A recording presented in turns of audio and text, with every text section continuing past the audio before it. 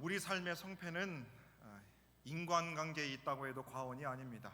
사람이 삶에서 성공하고 또 잘 살기 위해서는 인간관계를 참 잘해야 합니다. 그래서 저도 목회를 배우는 동안 많은 담임 목사님들께서 이런 말씀을 하셨습니다. 목회의 성공은 설교를 잘하는 것도 중요하고 행정을 잘하는 것도 중요하고 목회자가 멋지게 생긴 것도 중요하지만 성도들과의 관계가 중요하다. 그래서 목회를 잘 하려면 성도들과의 관계가 좋은 것이 목회의 성패의 90% 이상을 차지한다, 이런 말씀을 주셨습니다. 제가 목회를 배우면서 그 선배 목사님들이 하셨던 말씀들이 맞구나라는 생각을 하게 됩니다. 사람과의 인간관계가 좋아야지만 우리의 삶도 정말 잘 될 수 있고 잘 살 수 있는 게 맞습니다. 그러면 인간관계를 참 잘한다, 잘하기 위해서 그게 무슨 뜻일까? 다른 말로는 뭐냐면 다른 사람의 마음을 알고 얻어야 되는 것이지요. 그렇잖아요. 인간관계가 좋으려면 상대의 마음이 무엇이고 그 사람의 마음을 얻어야 되지 않겠습니까? 그래야 인간관계를 잘 할 수 있습니다. 그래서 사람들이 자신의 삶을 성공하기 위해서라도 다른 사람의 마음을 알기 위해서, 다른 사람의 마음을 얻기 위해서 시간과 노력과 돈과 열정을 다 쏟아 부읍니다. 저도 연애하는 시절 제 아내의 마음을 얻기 위해서 시간과 열정과 돈을 쏟아 부었습니다. 저만 했습니까? 여러분들도 다 하셨을 겁니다. 자식의 마음을 얻기 위해서, 배우자의 마음을 얻기 위해서, 직장 상사의 마음을 얻기 위해서 우리가 그렇게 노력을 해왔습니다. 아니, 지금도 인간관계를 잘 하려고, 아니 인간관계가 너무나 복잡해져서 그것을 풀기 위해서 여러분 노력하고 계실 겁니다. 여러분 인간관계 어떠십니까? 눈을 감으신 것 보니까 복잡하신 것 같습니다. 열 길 물속은 알아도 한 길 사람 속은 모른다 합니다.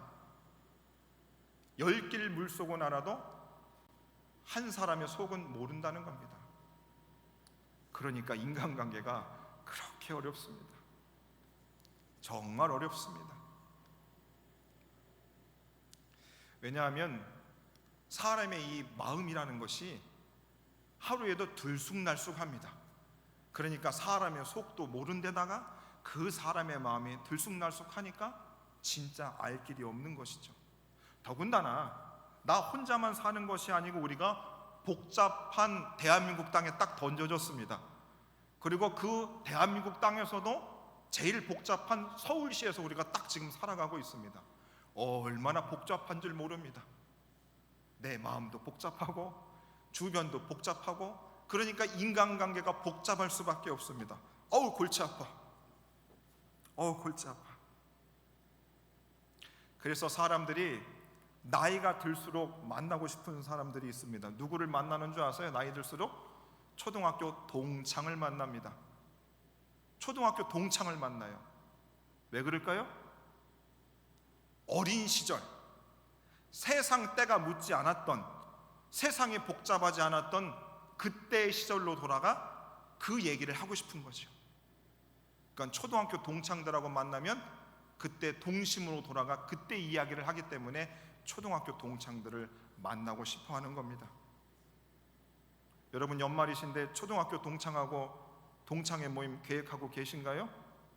그런데 여러분 초등학교 동창회 모임도 좋은데 동창들하고 이야기를 하다가 어린 시절 얘기에서 끝이 나야 되는데 이제 지금 살아가는 얘기를 하면 초등학교 동창 모임도 복잡해지는 겁니다. 그러면 초등학교 동창 모임도 나가고 싶지 않습니다. 여러분 인간관계의 이런 복잡함, 여러분 어떻게 우리가 풀어갈 수 있을까? 아니 분명히 풀어야죠. 풀어야 됩니다. 어쩌면 여러분들이 교회에 나오는 이유도 인간관계 이런 복잡함 속에서, 어려움에서 여러분 풀어나기 위해서 좀 답을 얻고 싶으자 나오신 분이 있을 줄도 있을 것입니다. 자, 그러면 초등학교 동창, 동심으로 돌아갔을 때 그 초등학교 동창을 만나고 싶은 이유는 뭐예요? 어린 아이와 같은, 세상에 때가 묻지 않았던 그런 대화를 사람들이 하고 싶다는 것이지요. 자, 우리 예수님도 우리들이 어린 아이와 같아야 된다고 우리 예수님도 말씀을 하셨습니다. 마태복음 19장 14절의 말씀입니다. 예수께서 이르시되 어린 아이들을 용납하고 내게 오는 것을 금하지 말라. 천국이 이런 사람의 것이다. 천국이 누구의 것이라고요? 천국은 목사의 것이 아니랍니다. 천국은 성가대의 것이 아니래요. 천국은 장로님들의 것이 아니라 천국은 어린 아이들의 것이라고 합니다. 어린 아이들만 천국을 간다는 의미가 아니고 어린 아이와 같은 마음으로 살아가는 사람들의 것이 천국의 것이라는 겁니다. 그래서 오늘 이 자리에 앉아있는 저와 여러분들은 천국을 소망하는 사람들입니다.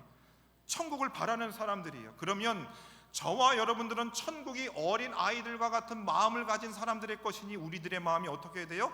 어린 아이의 마음을 가지고 살아가야 된다 이것입니다. 자, 어린 아이들과 같은 마음. 베드로전서 2장 2절에 보면 이런 말씀이 있습니다. 갓난 아이들 같이 순전하고 신령한 젖을 사모하라 있습니다. 갓난 아기들은 어떻다고요? 순전하답니다. 순수하답니다. 갓난 아기들이 순수하죠. 배고프면 울고 기저귀 갈아달라면 울고 얼마나 단순합니까? 너무 간단하잖아요. 순수합니다. 아이들의 특징은 천진무구라고 하죠. 천진무구. 조금도 때 묻음이 없이 아주 순전하다는 것입니다.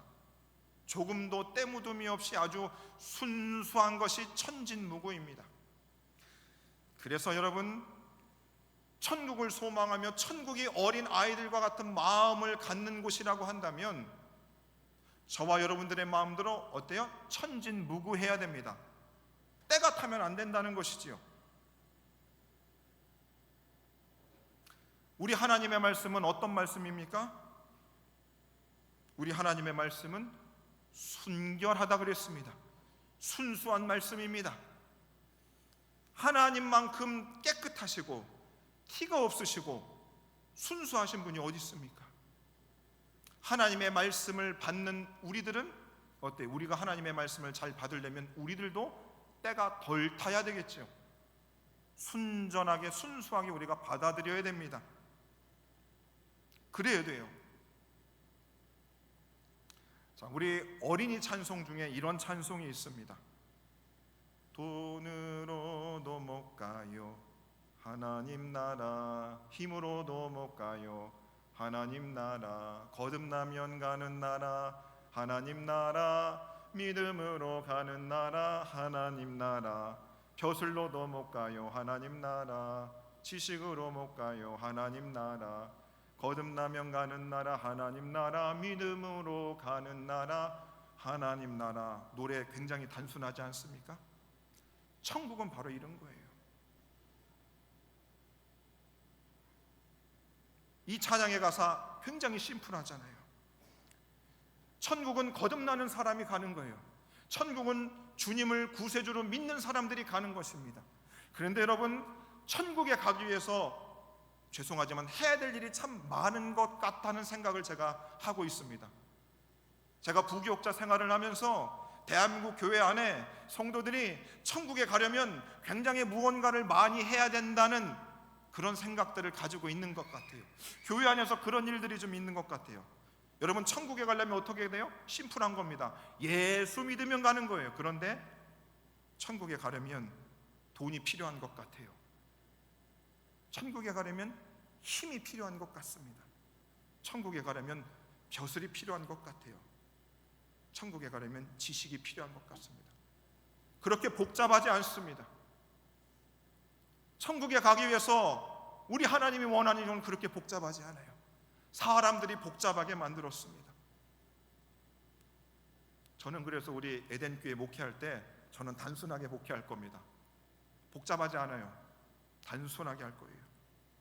이것저것 갖다가 여러분들의 정신을 혼란스럽게 안 할 겁니다.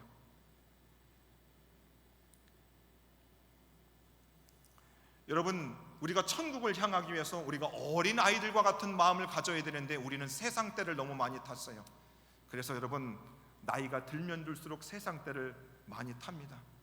10대의 시절과 40대의 저를 비교하면 지금이 때가 많이 탔습니다. 지금 때가 많이 탔어요. 그 때를 벗기려고 엄청 노력합니다. 목욕탕도 가려고요. 때라도 벗겨야죠. 세상 때가 안 벗겨지면. 우리가 바라는 천국이라고 하는 것, 죽어서 가는 것이기도 하지만 그 천국, 하나님의 나라는 하나님의 통치가 이루어지는 곳을 말합니다. 죽어서도 하나님의 통치가 온전하지만 이 땅에서 하나님의 통치를 받는 그곳이 다 하나님 나라가 되는 곳입니다. 그래서 여러분들이 하나님의 통치를 받으면 그곳이 하나님 나라가 되는 것이고, 특별히 하나님께서 교회라고 하는 것은 하나님이 직접적으로 통치하는 기관이 되어야 되는 것입니다. 왜 사람들이 교회에 대해서 실망하는가? 하나님의 통치가 이루어지지 않는다고 생각하기 때문인 거죠. 목사 한 사람이 교회를 주물럭거리는 것 때문에 성도들이 그렇게 실망을 하고 교회를 떠나는 겁니다. 장로님들이 교회를 통치한다고 생각하니까 성도들이 떠나는 겁니다. 우리 성도님들이 수준이 높으셔서 제가 이 교회를 제 마음대로 통치하지 않는다는 것을 여러분들은 알고 있을 것입니다. 우리 교회는 하나님이 통치하는 곳입니다. 절대 그럴 것입니다. 자, 그러면 하나님의 통치가 직접 이루어지는 것은 어떠냐? 복잡하지 않습니다. 복잡하지 않습니다. 그래서 여러분, 주님의 통치를 직접 받으시는 분들, 주님과 깊은 교제를 하며 믿음이 좋은 분들은 어떠냐? 나이가 들면 들수록 그분이 하는 말과 그분의 마음이 하나 같다는 것을 느끼게 됩니다. 사람의 속마음을 우리가 알 길이 없지만 어때요? 그분이 하는 말을 들으면 진짜 같아요. 나이가 드셨어도 순수하시다니까요. 여러분, 옆에 있는 분들 살짝 쳐다보세요. 어휴, 깜깜해. 옆에 있는 분의 속마음이 여러분 안 보이시죠? 보이세요? 슬쩍 쳐다보셔야 돼요. 지금 옆에 있는 성도가 무슨 생각하는지 하나도 모르겠죠? 그러면 안 된다 이 말입니다. 속에 구렁이가 100마리가 들어있는지 우리가 알 길이 없어요. 여러분, 제가 10월 8일 날 청빙 설교했습니다. 3달째 사역하고 있어요. 여러분, 제가 설교할 때 제 속마음 여러분 보이십니까?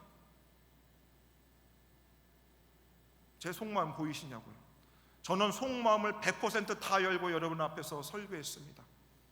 아직도 나는 엄태근 목사의 속을 모르겠다. 저 젊은 목사가 구레기가 100마리 이상 들어있는 것 같아. 이렇게 생각하시면 굉장히 섭합니다. 저는 100% 제 마음을 다 열고 여러분들을 향해서 설교를 했습니다. 그런데 아직도 제 속을 모르겠다. 그러면 여러분들의 속이 죄송하지만 시커먼 겁니다.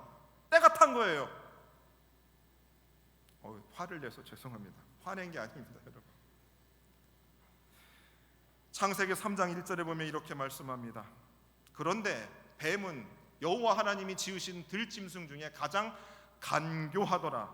간사하고 교활하다. 꾀가 많다는 겁니다. 지금 나랑 대화를 하고 있는데 그 사람 속에서 지금도 다른 꾀를 생각하고 있다는 겁니다. 저는 그런 성도들이 제일 싫어요.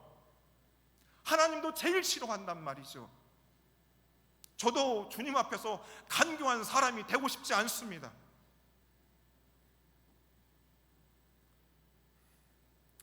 세상은 꾀를 냅니다. 간교합니다. 예수 모르니까 그럴 수 있습니다. 당연한 겁니다. 그런데 교회 안에서는 그러면 안 돼요. 교회 안에서는 절대로 간교해서는 안 된단 말입니다. 사랑하는 여러분, 사람들이 자신의 삶의 성공을 위해서라도 인간관계를 억지로라도 잘합니다. 간 쓸개를 다 빼냅니다. 자신의 속을 다 드러내 보입니다. 그런데 하물며 저와 여러분들은 하나님을 믿고 살아가는 사람들입니다. 하나님의 찬송을 위하여 우리가 존재하는 사람들입니다. 하나님의 기쁨을 위해서 살겠다고 결심한 사람들입니다. 그런데 그 하나님이 순결하시고 순수하시고 때가 없으신 그 하나님 앞에 어찌 간교한 마음으로, 때를 탄 마음으로 여러분 이 자리에 앉아서 예배를 드릴 수 있냔 말입니다. 젊은 목사 눈앞에도 여러분들이 행하는 행동과 예배의 태도가 간교해 보이는데 그 예배를 하나님이 받으시겠냐 이 말입니다.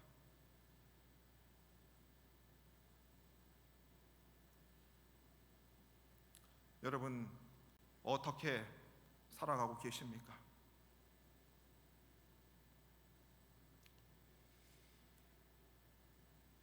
우리가 삶을 잘 살기 위해서 사람들한테도 그렇게 자신의 속내를 다 보이고 알기 위해서 그렇게 노력을 하는데 여러분 하나님의 속내를 알고 계십니까? 하나님의 본심을 여러분 알고 계십니까? 아니 하나님의 본심을 모르겠다면 하나님의 본심을 알기 위해서 여러분 얼마나 노력을 지금 하고 계십니까? 여러분 지난 세월 우리들이 많이 인간관계를 생각해 보십시오. 아버지와의 관계, 어머니와의 관계, 아들과의 관계, 딸과의 관계, 시부모님과의 관계, 배우자의 관계를 생각해 보십시오. 가족들이 그렇게 수없이 성질을 내면서 우리가 이야기를 하고 자신의 본심을 얘기했는데 우리가 그들의 본심을 깨닫지를 못했어요. 그렇게 살아온 세월이 얼마나 길었습니까? 원통하지 않습니까? 후회되지 않습니까? 저도 제 부모와 제 가족들을 생각할 때 제가 본심을 몰라줘서 십수년간의 세월을 허송세월한 것을 생각하면 눈물이 나요.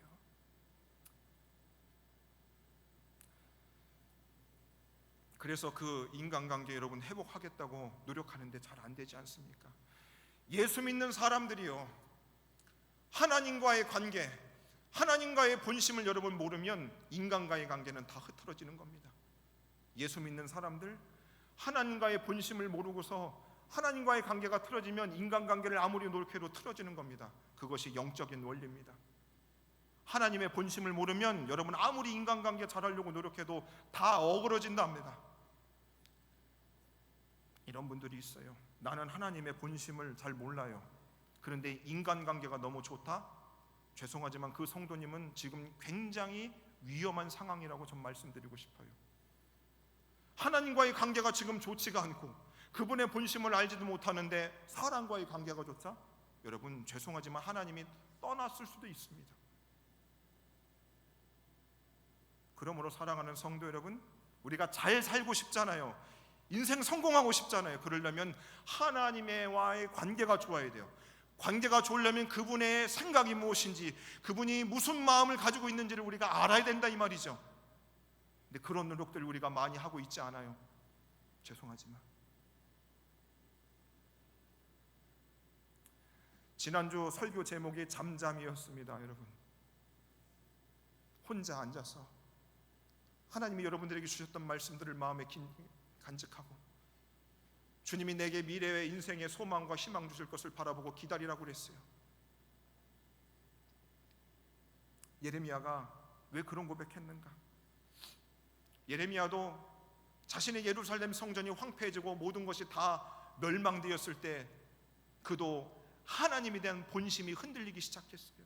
아니 흔들렸던 것 같아요. 그래서 예레미야 3장 33절에서 이렇게 예레미야가 고백을 했잖아요. 주께서 인생으로 고생하게 하시며 근심하게 하시면 본심이 아니다고 그랬어요. 이스라엘 백성들이 다 무너져 내렸어요.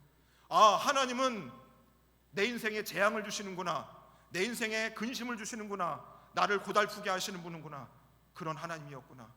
하나님의 본심을 왜곡되게 봤다 이것이죠. 여러분 하나님의 본심이 여러분의 인생에 어떠신 것 같습니까? 여러분 교회 생활 하신 지 수십 년 되셨을 거 아니겠어요? 하나님이 여러분을 향한 본심이 무엇이라고 생각해요? 혹시라도 하나님은 나에게 고생을 주시고 나의 인생에 근심을 주시고 내 인생을 재앙을 주시는 것이 맞구나, 하나님은 여러분 그렇게 생각하고 계십니까? 죄송하지만 그렇게 믿고 살아가는 성도들이 있는 것 같아요. 교회를 들어오나 예배를 드리고 나가는 그들의 얼굴의 표정이 밝지가 않습니다. 죄송하지만 밝지가 않아요. 하나님에 대해서 크게 오해하고 있는 것 같습니다. 그런데 우리 하나님의 본심은 그게 아니라고 말씀하고 있죠. 하나님의 본심은 그것이 아니에요. 예레미야가 깨달았어요. 하나님의 본심을 그가 찾았습니다. 오늘 본문의 말씀입니다. 예레미야 29장 11절 말씀입니다. 여호와의 말씀입니다. 너희를 향한 나의 생각을 내가 아나니 평안이요 재앙이 아니니라. 너희에게 미래와 희망을 주시는 것이니라. 하나님께서 저와 여러분들을 향한 하나님의 본심이 뭐라고요? 재앙이 아니랍니다. 재앙이 아니라고요. 여러분 인생 앞에 지금 닥쳐진 재앙은 하나님의 뜻과 하나님의 마음이 아니라고 하는 것입니다. 하나님, 내 인생에 왜 이렇게 하세요? 당신 정녕 그렇게 하실 겁니까? 하나님 앞에서 오해하시면 여러분 안 됩니다. 우리 하나님은 그런 하나님이 아니에요. 만약에 그런 하나님이라면 저는 목회를 그만두겠어요. 우리 하나님의 마음은, 그분의 생각은 우리에게 평안을 주시고 미래와 소망을 주시는 줄로 믿습니다. 여러분, 이 말씀을 들으면 여러분의 삶과 넘어 괴리가 되기 때문에 받을 수 없어도 억지로라도 아멘을 하셔야 되는 것입니다. 아멘 하셔야 돼요. 우리 하나님의 본심은 평안을 주시고 미래를 주시고 희망을 주시는 것입니다.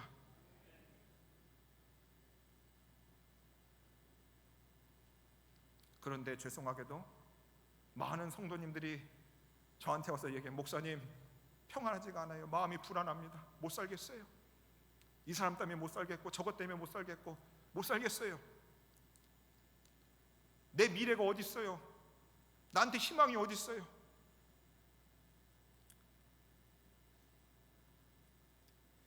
하나님의 본심을 모르는 거죠.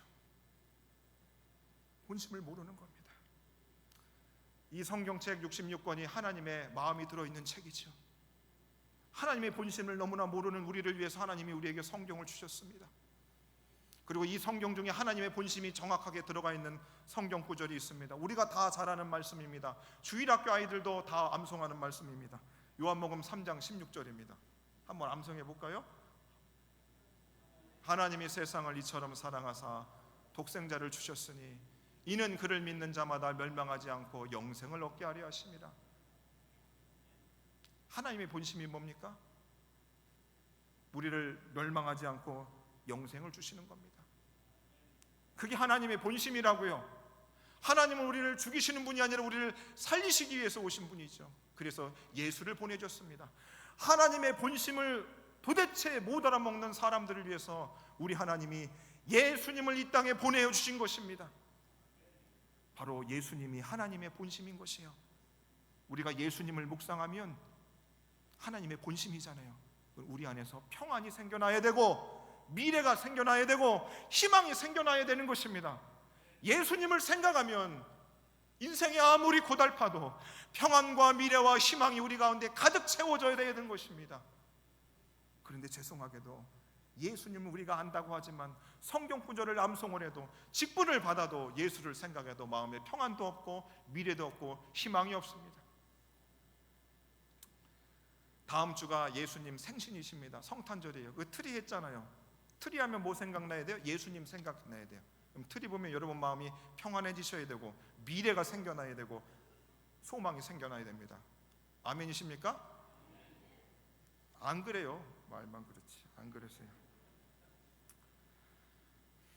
자, 그러면 죄송하게도 예수 믿는 사람들, 하나님 믿는 사람이 하나님의 본심을 몰라요. 본심을 모른다는 뭐예요? 인생에 평안도 없고 미래도 없고 희망도 없어요. 그러니까 사람들이 어때요? 하나님 안에서 희망과 미래를, 하나님의 본심을 모르니까 다른 데서 평안과 미래와 희망을 찾는 겁니다. 그러니까 교회를 아무리 다녀도 예수님을 통해서 미래와 희망을 받지 못하니까 돈을 그렇게 쫓는 거예요.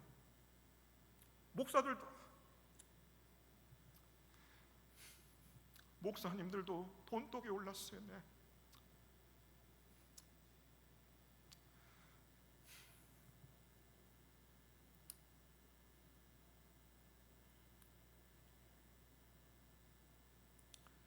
그러니까 성도들이 예수님을 통해서 평안도 없고 미래도 없고 희망도 없으니까 저 세상 것에다 마음을 두잖아요.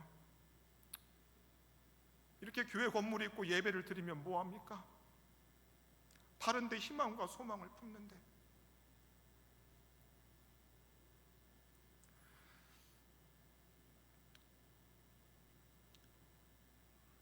하나님은 예수님 안에서 평안과 미래와 희망이 있다고 합니다.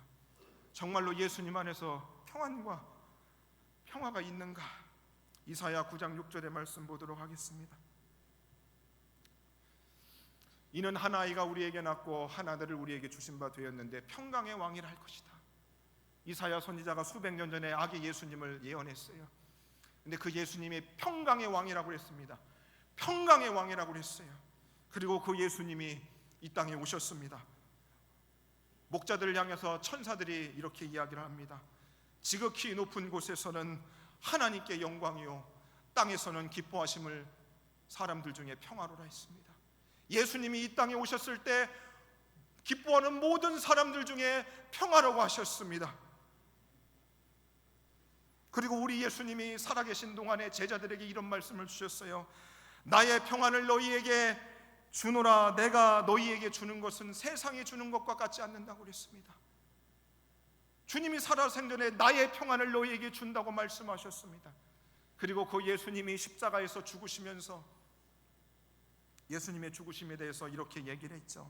에베소서 2장 14절에 보겠습니다. 그는 우리의 화평이신지라 둘로 하나를 만드사 원수된 것 곧 중간에 막힌 담을 자기 육체로 오시고, 예수님은 죽을 때까지 어떻게 해요? 하나님과의 우리의 화평을 위해서, 평화를 위해서 자신의 목숨을 내어놓으셨어요. 예수님은 우리의 평화를 위해서 오셨는데 미안하게도 많은 성도들은 그 예수를 믿고 있는 성도들이 평안하지 못하고 있습니다. 412장 4절의 찬송, 우리 찬송 한번 부르겠습니다. 반주 주십시오. 네. 여러분, 평안이 어디 있겠어요? 예수님 안에 있지. 찬양 한번 하겠습니다. 이 땅 위에 험한 길 가는 동안 참된 평화가 어디 있나? 우리 모두 다 예수를 친구 삼아 참 평화를 누리겠네.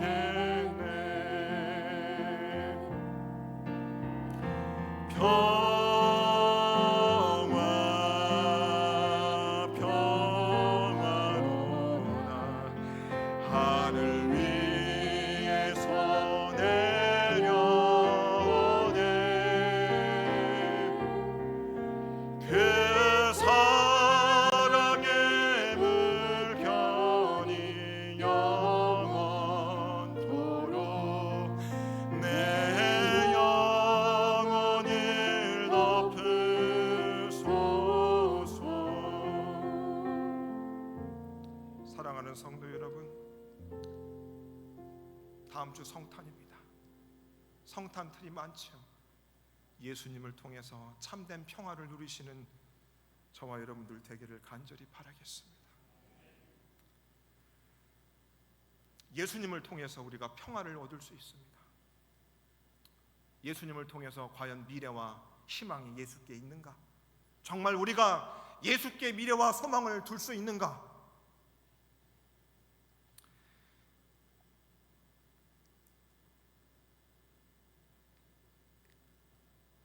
골로새서 1장 27절 말씀 보도록 하겠습니다. 하나님이 그들로 하여금 그 비밀의 영광이 이방인 가운데 얼마나 풍성한지를 알게 하려 하십니다. 이 비밀은 너희 안에 계신 그리스도시니 곧 영광의 소망이니라. 우리의 영광의 소망이 누구라고요? 너희 안에 계신 그리스도가 우리의 영광의 소망이 되는 줄로 믿습니다. 우리 예수님이 우리의 소망과 희망이 되신다고 말씀하고 있어요. 그것이 비밀인 것입니다. 세상 사람들은 너희들은 인생의 소망이 어디 있어? 교회를 주구장창 나간다고 거기에서 무슨 떡이 나오고 밥이 나오겠냐? 야, 교회가 지금 무너지고 있고 소송하고 난리치는데 무슨 놈의 교회에 소망이 있다고 너는 그러고 있느냐? 아니요, 예수는 우리의 영원한 소망이 되시지요. 거기에 소망을 우리가 두는 것입니다. 고린도전서 1장 24절의 말씀을 보도록 하겠습니다. 그리스도는 하나님의 능력이요 하나님의 지혜니라. 예수님이 하나님의 지혜가 되신다고 말씀하고 있습니다. 잠언 24장 14절의 말씀을 보도록 하겠습니다. 지혜가 내 영혼에게 이와 같은 줄을 알라. 이것을 얻으면, 지혜를 얻으면 정령이 내 장래가 있겠고 내 소망이 끊어지지 않는다. 지혜를 얻으면 장래가 있겠고 내 소망이 끊어지지 않는답니다. 하나님의 지혜가 누구라고 그랬습니까? 예수님이 하나님의 지혜가 되시는 거예요. 여러분, 우리가 예수님을 얻으면 내 장래가 있겠고 끊어지지 않는 소망이 우리 가운데 넘치는 줄로 믿습니다.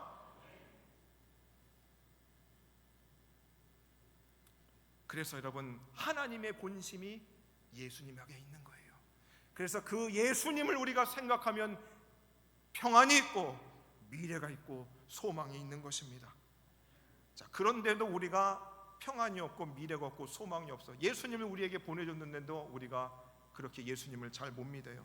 답답해서 우리 예수님의 살아생전에 예수님의 본심을 나타내신 장면이 있습니다. 마태복음 28장 19절의 말씀 보도록 하겠습니다. 그러므로 너희는 가서 모든 민족을 제자 삼으라 했습니다. 예수님이 우리를 향한 본심이 무엇이냐? 모든 민족을 제자 삼으라고 했습니다. 모든 민족을 제자 삼으려면 우리가 예수님의 제자가 되어야 됩니다. 그게 전제돼요. 예수님의 제자가 되는 것이 예수님의 본심이었어요. 그 다음에 마태복음 4장 19절에 보시면 내가 너희를 사람 낚는 어부 되게 하리라. 예수님이 베드로를 부르시면서 사람 낚는 어부 될 것이 아니라 너희가 내 제자가 돼서 죽어져가는 영혼들을 또 제자 삼는 것이 예수님의 본심이었어요. 그런데 우리가 잘 복음을 안 전합니다. 나도 제대로 된 제자가 아니니까 다른 사람을 제자로 삼지 못해요. 그래서 우리 하나님이 답답하셨나 봐요. 아니, 예수님이 답답하셔서 사도행전 1장 8절 말씀 보겠습니다. 오직 성령이 너희에게 임하시면 너희가 권능 받고 땅 끝까지 내 증인 될 것이라 했어요. 자, 예수님의 본심은 뭐냐? 저와 여러분들이 제자 되어 증인 되는 것이 예수님의 본심인 거예요. 여러분, 예수님이 저와 여러분들이 원하는 것은 다른 데 있지 않아요? 증인되는 삶을 사는 것입니다. 누구의 증인? 예수 그리스도의 증인으로 사는 거죠. 자, 잘 보세요. 하나님이 예수를 보내셨어요. 그래서 예수를 믿는 우리들에게 평안과 미래와 소망을 주십니다. 평안과 미래와 소망을 우리가 가지고 우리는 예수의 제자 되어 복음을 전하는 사람입니다. 증인되는 삶을 사는 거예요. 그렇게 살라는 겁니다. 그런데 그 삶을 못 사니까 어떻게 해요? 예수께서 내가 떠나갈 것이다. 그리고 몇 날이 못 돼요? 성령을 보내줄 것이다 그랬습니다. 예수님의 본심은 성령 안에 있는 것이죠. 자, 그러면 하나님의 본심은 예수님이고 예수님의 본심은 성령님에게 있어요. 그래서 저와 여러분들이 성령 안에 살아야 되는 것입니다. 성령의 충만을 받아야 되는 거예요. 그래야지만 예수님의 본심을 알게 되고 그래서 증인된 삶을 살 수 있는 것이지요. 사랑하는 성도 여러분, 인생에서 성공하고 싶으시죠? 그래서 사람들한테 마음 얻으려고 열심히 애쓰시는 거 다 알고 있습니다. 그런데 여러분, 죄송하게도 하나님과의 관계가 틀어져 버리면 모든 인간관계도 틀어집니다. 하나님과의 관계를 회복하기 위해서 여러분 어떻게 해요? 하나님의 본심을 알아야 된다고 말씀드렸어요. 하나님의 본심은 뭐라고요? 재앙이 아니라 평안과 미래와 소망을 주시는 것이에요. 그 본심이 예수님 안에 있어요. 그런데 죄송하게도 저와 여러분들이 세상 때가 너무 많이 탔어요. 우리가 어린아이들과 같이 순진무구하지 않습니다. 우리가 뱀처럼 간교해졌어요. 그래서 죄를 회개해야 되는 겁니다. 진심으로 회개해야 되는 겁니다. 하나님과 교회 앞, 성도 앞에서 우리가 회개해야 되는 것이죠. 그것이 회복돼야 우리 안에 평안이 있고 미래와 소망이 있는 것입니다. 그게 잘 안 되잖아요. 그래서 성령을 구해야 되는 것입니다. 성령님 도와주십시오. 성령님 도와달라고 우리가 그렇게 기도해야 됩니다. 그러면 하나님의 본심을 알고 하나님의 본심을 알면 우리의 삶이 형통케 되어줄 줄로 믿습니다. 우리 에덴의 온 성도님들이 하나님의 마음을 가장 잘 알 수 있는 귀한 성도님들 되시기를 예수님 이름으로 축원해 드립니다. 함께 찬양하겠습니다.